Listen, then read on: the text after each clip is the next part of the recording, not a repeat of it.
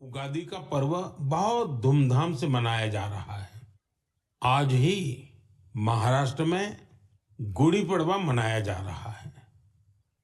विविधता भरे हमारे देश में अलग अलग राज्यों में अगले कुछ दिन में असम में रोंगाली बिहू, बंगाल में पोइला बोईशाख, कश्मीर में नवरेह का उत्सव मनाया जाएगा। इसी तरह 13 से 15 अप्रैल के बीच देश के अलग अलग हिस्सों में त्योहारों की जबरदस्त धूम दिखेगी।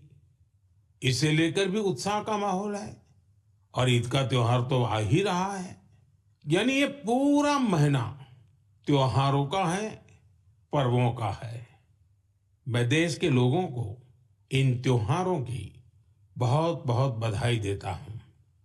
हमारे ये त्योहार भले ही अलग अलग क्षेत्रों में हो, लेकिन ये दिखाते हैं कि भारत की विविधता में भी कैसे एकता पिरोई हुई है। इस एकता की भावना को हमें निरंतर मजबूत करते चलना है। साथियों, जब परीक्षाएं आती हैं तो युवा साथियों के साथ मैं परीक्षा पे चर्चा करता हूं। अब परीक्षाएं हो चुकी हैं।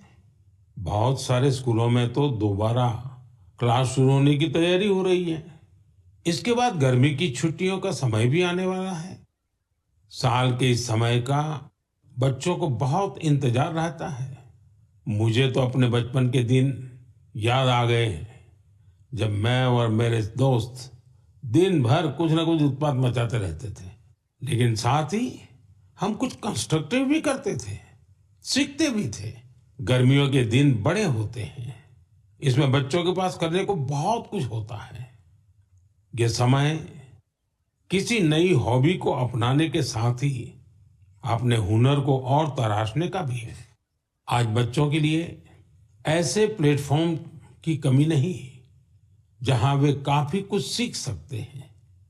जैसे कोई संस्था टेक्नोलॉजी कैंप चला रही हो तो बच्चे वहां ऐप बनाने के साथ ही ओपन सोर्स सॉफ्टवेयर के बारे में जान सकते हैं। अगर कहीं पर्यावरण की बात हो, थिएटर की बात हो या लीडरशिप की बात हो, ऐसे विविध विषय के कोर्स होते रहते हैं, तो उससे भी जुड़ सकते हैं। ऐसे कई स्कूल हैं जो